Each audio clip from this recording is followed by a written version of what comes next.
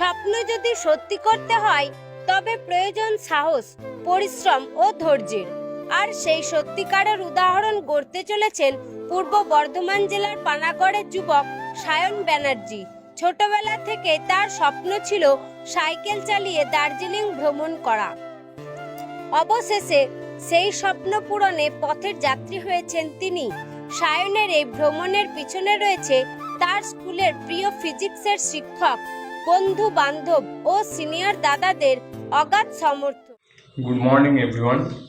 আজকে সকালে উঠে গেছি, আমি এই 6টা নাগাদ উঠেছি। রাত্রে একটু রাত করে শ্যুট হয়েছে, কারণ রাতে ভ্লগটা এডিট করতে হয়েছে, কালকের ভ্লগটা।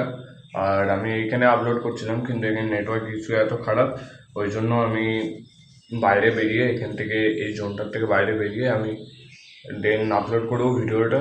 আর একটু আমি যেখানে ছিলাম সেটা আমি দেখিয়েছি জায়গাটা। তো চলো, ব্যাগ ফ্যাগ সব সাইকেলে বেঁধে নিয়েছি, আমি গুছিয়ে নিয়েছি।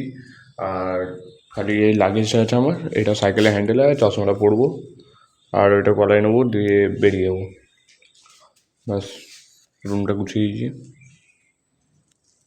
তো চলো এবার যাওয়া যাক, দেখি। এই মন্দিরের আন্ডারে আমি ছিলাম, এদিকে। এটাই হলো সেই মন্দির।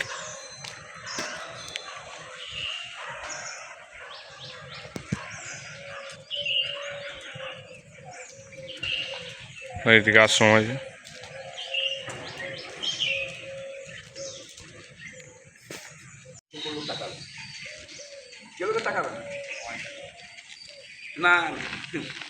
রামপুরহাটের দিকে, তো রাজশাহীতে যেতে আমি পাশে ওভারটেক করলাম দাদা থেকে। তারপরে ইনারা আবার ঘুরে আসেন ওই দিক থেকে, দিয়ে ঘুরে এসে ভিডিও ফটো করলো। দিয়ে তারপরে আপনাদের বাড়ি কোথায়? আমাদের সামনে, দাদাদের বাড়ির সামনেই। তো যে ফটো তুললে ভিডিও যেটা করলে সেটা শেয়ার করে দেবো একটু, ঠিক আছে? তো গাইজ চলো এখন দেখি যে কত যাওয়া যাক। বাই।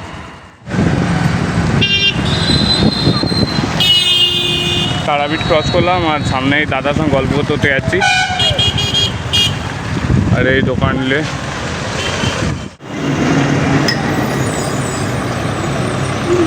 সায়ন ব্যানার্জি পানাগড় থেকে দার্জিলিং উদ্দেশ্যে বেরিয়েছে। ইউটিউবে সাবস্ক্রাইব। এই ভিডিওটা আসলে তারাপীঠ নিউজ থেকে করছিল, যখন তারাপীঠ ক্রস করি রাস্তার ধারে আমরা দাঁড় করাই, দিয়ে বিভিন্ন পজিশন থেকে ওরা ভিডিও ক্লিপ নিচ্ছিলো, তাও আবার আমার ফোন থেকে, কারণ আমাদের ফোন ক্যামেরা নিয়ে আসেনি। তো হঠাৎ আমার রাস্তায় দেখতে পেয়েছিলো, ওই জন্য আমার ফোনটা নিয়ে ভিডিওটা করলো। দেন তারপরে আমি আমার ফোন থেকেই তো দেখলাম যে ভিডিওটা দিয়েছে, দেখতে হবে যে গিয়ে খাবার করছিলো ওরা, একজনেই ছিল। তারপর আমি এখানে নিউজ দিয়ে আমি বেরিয়ে আমার উদ্দেশ্যে। তো চলো দেখি কী বললাম। আমি তারাপীঠ হয়ে যাচ্ছিলাম এই রোডটায়, দিয়ে আমাদের যে দাদা আছে এখানকার তারাপীঠ প্রেস থেকে তো আমাকে দাঁড় করালো এখানে। কিছু নিউজ কভার করতে যাই তিনি, তো সে দেখা যাক যে কী কোশ্চেন করে, কি অ্যান্সার দিয়ে আমি। ঠিক আছে, চলো ভিডিও করবেন।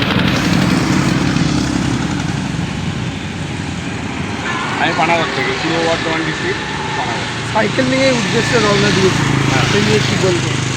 আমার বহুদিনকার এটা ইচ্ছা ছিল, মানে 7-8 মাস ধরে। আর এমনিতে মানে এই সবেমাত্র আমি এইচএস পরীক্ষা দিয়েছি 2025-এ, সায়েন্স নিয়ে পড়ছিলাম। তারপরে এই 3 মাস কী করবো আমি ভালো করে বুঝতে পারিনি, তাই আমার মাথার মধ্যে ছিল। বহুদিনের প্ল্যানিংয়ে ছিলাম যে দার্জিলিং যাবো, কিন্তু এই নিয়ে কেউ কি সাহায্য করেছে? হ্যাঁ, এই নিয়ে কেউ কি সাহায্য হ্যাঁ করেছে? সাহায্য করেছেন, আমাদের বন্ধুরা করেছেন, বন্ধু সার্কেল করেছে, সিনিয়ররা করেছে। প্লাস আমার যিনি স্যার আছেন ফিজিক্সের স্যার, উনি ফার্স্ট আমাকে এই প্ল্যানিংটা দেয়। রাস্তার রুট বলেন, রাস্তার সব কিছু বলে, প্লাস শুধু রাস্তার দিক থেকে নয়, বিভিন্ন সহযোগিতা করেছেন। কালকে যখন আমি ঘর থেকে বেরোই, পানাগড়ে এসে আমার সঙ্গে দেখা করে তিনি ড্রাই ফ্রুটসের 1 ট্রলি ড্রাই ফ্রুট দিয়েছেন আমাকে। প্লাস মানে আর্থিক অবস্থার দিক থেকে আমার বাবা যখন মারা যায় 1 বছর হলো, টানা 2 বছর ধরে তিনি আমাকে, এটা খুবই বলা দরকার যে স্যার খুবই ভালো পড়ান। আর আমাকে টাকার দিক থেকেও সাহায্য করেছে, আর এমনকি এই যাতায়াতের সব সময় লাইভ লোকেশন নিতে রাখতে। সাইকেলের মধ্যে দেখছি ইন্ডিয়ান প্লেয়ার, মানে ইন্ডিয়াকে আমি রিপ্রেজেন্ট করতে আর কিছুদিন আগেই তো খেলা হলো। হ্যাঁ। সে মেয়ে কার ভক্ত? আমি ধনী। ওই জন্য পিছনে ধনী আমরাও। তোমার নাম? আমার নাম সায়ন মেজ। আমি বাড়িতে কে কে রয়েছে? বাড়িতে কে কে রয়েছে? বাড়িতে আমার দাদা আছে, মা আছে, আর জেঠু আছে।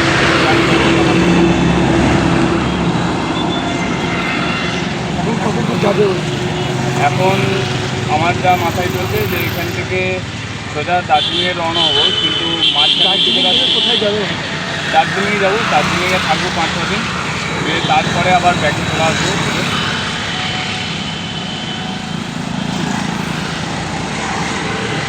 অফ করে দাও ওটা তো হয়ে যাক। থেকে যাচ্ছিলাম, যাওয়ার পথে এত রোদ বেড়েছে, দিয়ে ছাতুর একটা স্টলে এসে দাঁড়ালাম যে একটু গরমে ছাতু না খেলে হবে না, কারণ এখানে আশেপাশে কোথাও এখানে ডাবের কোথাও সব নাই যে ডাব করবো, তো এখানে যেটা আছে সেটাই নিই।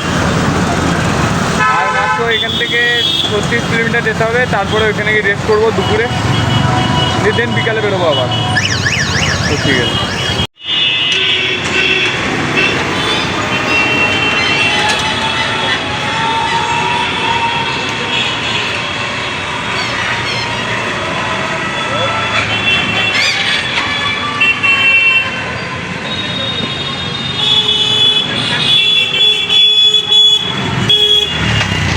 গাইজ একটা হোটেলে এসে জলের বোতল নিচ্ছি ঠান্ডা, দেন তারপরে একটা হোটেলে এসেছি, আর এখান থেকে আর বোধহয় 25 কিলোমিটার দূর, তারপরে চলে যাবো। তো সাইকেলটা এখানে রাখলাম আমি এসে, আর সামনে তো নিউজে হয়েছিল ওটি, তারপরে আমি এখন থেকেই সামনে যাবো। আর বোধহয় 25 কিলোমিটার দূর, বেশি সময় লাগবে না এতে, তো চলো যাই। এটা হলো আজকে দুপুরের খাবার, আর রাস্তার ধারে ধাবাতে, এখানে কোনো টাকা পয়সা নেয়নি খাবারের জন্য। তারপর চলে এলাম জঙ্গিপুরে, এখানে একটা ধাবা, রাত্রেবেলায় স্টে করেছিলাম এইখানেই, তারপর সকাল হলে বেরিয়ে গেছি। আর এখানে রাত্রে কোনো ভিডিও শ্যুট করতে হয়নি। গাইজ এখন এই রাস্তা হয়ে আসছিলাম মেন রোডের ওপর হয়ে, দিয়ে এইদিকে ফারাক্কা ব্রিজের সামনে হয়ে যেতাম। তো এই রাস্তা হয়ে যখন আসছি তখন দাদা উপর থেকে ডাকে আমাকে, এই দাদা তো যে চা খেয়ে যাও, বিস্কুট খেয়ে যাও, দিয়ে নিজের মনের মতো এখান থেকে বললো বিস্কুট একটা নিয়ে নাও। এই নিলাম একটা, এখান থেকেও নিতে বলছিলো কিন্তু নিয়ে আমি একটা বিস্কুট নিলাম। আর বলছে চা খেয়ে তুমি একবারই ডাইরেক্ট যাও, ভালো যে চা খেয়ে যাবো। আর ধাবাতে খুব সুন্দর থাকতে ছিল রাত্রেবেলায়, কিন্তু সমস্যা হয়েছিল যে ওইটা মানে বড় বড় লোকরা সব ছিল, তো এবারে ধাবা মানে বুঝতে পারছো রাস্তার পাশে সব লরি যা ড্রাইভার হয়, খালাসি হয়, তারা সব এখানে মদ্যপান করে, লোকরা অনেক কিছু করে, তো এখানে ভিডিও করতে দেয়নি আমাকে। ওই জন্য আমি সকালে ওইখান থেকে বেরিয়ে এসে ভিডিওটা অন করলাম। তো চলো এখন যাওয়া যাক ফারাক্কা ব্রিজের সামনে। ফারাক্কা ব্রিজে গিয়ে আমি সব দেখাবো তোমাদেরকে, আর ওইখানেও কিছু কথা বলবো। আর কালকে রাতে এখানে ভিডিও এডিট করতে পারিনি, কারণ এত মশার এত মানে জায়গাটা পরিস্থিতি খুব খারাপ ছিল, ওই জন্য কোনো ভিডিও করে নিয়ে চুপচাপ বসে গেলাম এক জায়গায়। তো চলো এবার দেখি ফারাক্কা ব্রিজের সামনে। এটা এখন ফারাক্কা ব্রিজে ঢুকছি। হ্যাঁ, এই হচ্ছে ফারাক্কা ব্রিজের দৃশ্য, বিশাল বড়।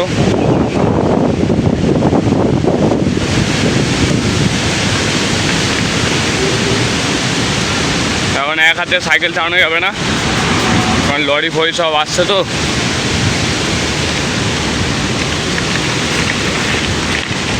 আমি চেষ্টা করছি এক জায়গায় দাঁড়িয়ে পুরো ব্রিজটা একটা ছবি তুলতে বা ভিডিও করে নিতে একটা, ঠিক আছে।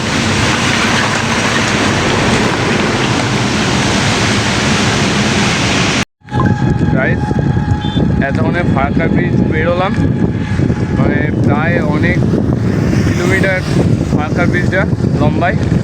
ওইটা আমাকে গুগল করে নিতে হবে যে একবার যে কত কিলোমিটার লম্বা এটা, কারণ আমার ঠিক জানা নেই। আর এখন যাচ্ছি মালদার রাস্তায়, এইখান থেকে মালদা হয়তো আর 25-30 কিলোমিটার দূর, তবে দুপুরের মধ্যে পৌঁছে যাবো। আমার মন বলছে ডালখোলা গেলে ভালো হয়। চলে এখন দেখি যে কতদূর যাওয়া যায়। মানে ডালখোনা এখান থেকে 158 কিলোমিটার বলছে, তো এত সাইকেল চালাবো পর মনে হয় না যে আর ডালখোলা পৌঁছাতে পারবো, কিন্তু দেখি আমি ট্রাই করবো আমি যাওয়ার। আজকে যত তাড়াতাড়ি পৌঁছাবো শিলিগুড়ি তত ভালো আমার। এখন মালদা রাস্তায় যাচ্ছি, তো এখন ফোনটা রাখছি কারণ মেন রোডে যাচ্ছি। তো হ্যালো গাইস, বলছি কি ফারাক্কা থেকে মানে ওল্ড মালদার কাছাকাছি চলে এসেছি আমি। তো কথাটা জড়িয়ে যাচ্ছে এই কারণে একটু খিদে পাচ্ছে। অনেকটাই চলে এসেছি আমি। আর তারপরে আজকের প্ল্যান হচ্ছে মানে এখনও পর্যন্ত বোধহয় আমি 80 কিলোমিটার সাইকেল চালিয়েছি। এখনও আমার এইখানে যেই লোকেশনে আমি দাঁড়িয়ে আছি এখান থেকে যাব আমি আজকে কি নামটা রায়গঞ্জ এখান থেকে 82 কিলোমিটার দেখাচ্ছে। তো মনে হচ্ছে যে পেরিয়ে যাবো। এখন বাজছে 12:30। ওই 1টার সময় এখান থেকে বেরোবো, বেরিয়ে একটা হোটেলে থাকবো, খাওয়ার পরে ওই বেরোবো 2টো নাগাদ বেরিয়ে যাবো, 2-2:30 নাগাদ বেরিয়ে যাবো। তাহলে 4 ঘন্টা লাগবে 82 কিলোমিটার কভার করতে। তো দেন ওখানে গিয়ে কথা হবে তোমাদের সঙ্গে হোটেলে গিয়ে। এখন আছি রোড সাইডে, একটা রাস্তার ধারে, একটা পুকুর পাড়ে গাছের তলে। আর এই হচ্ছে রাস্তা।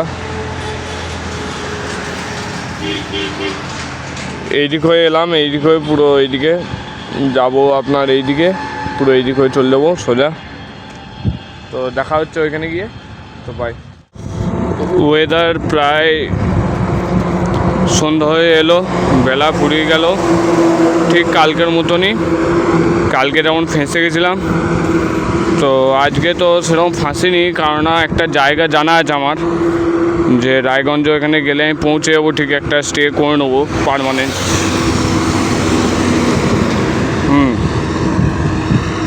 তো এখন দেখা যাক যে কত দূর কী যাওয়া যাক। আর আমার ফোনে বেশি চার্জ নেই, তাই ব্লগটা আমি কন্টিনিউ করতে পারছি না। তো চলো এখন যাওয়া যাক। রায়গঞ্জে গেলে আমি অন হচ্ছি যদি ফোনে চার্জ থাকে। তো বাই।